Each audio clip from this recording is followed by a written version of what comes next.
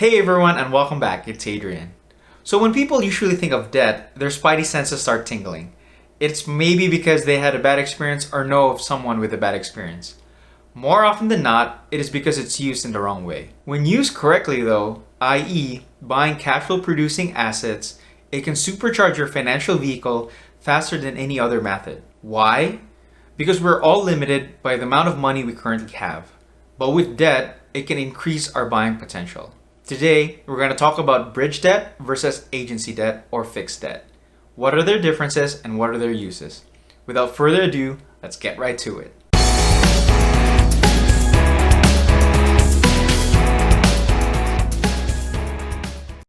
Alright, let's start with bridge debt. Like most terms in the world, the name typically reveals its identity. So think of a normal bridge.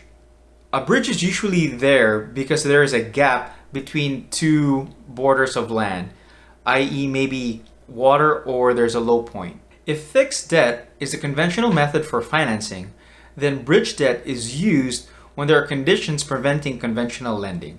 To illustrate this clearly, I will use 4 categories to show their differences.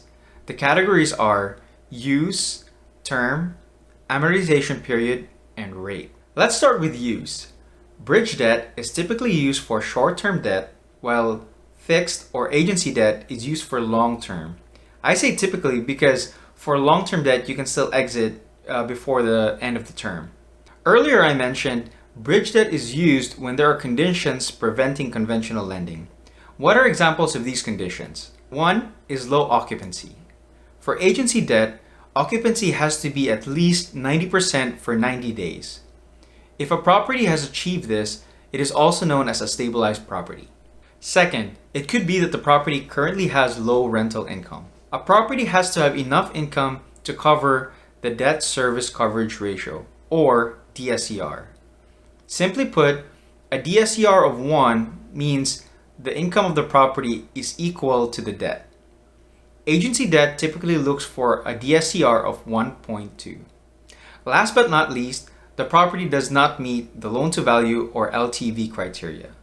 Agency debt typically looks for between 75 to 80% LTV. Next is term. Term defines the length of the loan. For bridge, it is typically between 3 to 5 years, and for agency, it is 5 to 12 years. This is probably the most important one because it defines your exit criteria or exit strategy. For example, if you have a bridge debt of 2 years, that means you will need to sell or refinance the deal before the end of 2 years. Amortization period. It is the schedule of payments spread across a period of time. Not to be confused with term. It is normal for the amortization period to be longer than the term. Why? Because if the amortization period is the same as the term, then there is a very few properties that can produce enough income that can cover the debt. Lastly, it is the rate. Bridge debt normally has a higher rate than agency, and it's typically floating. Agency, on the other hand, historically has a low rate, and it is a fixed rate throughout the life of the loan. With that said, bridge debt is used by operators to acquire an unstabilized property and improve its condition and operations. Once the property is stabilized, they would either sell it or refinance to agency debt. I hope this video clarified the difference between the two most common forms of debt. If you want to learn more about multifamily syndications, check us out at cashflowportal.com. Till then, I'll catch you on the next one.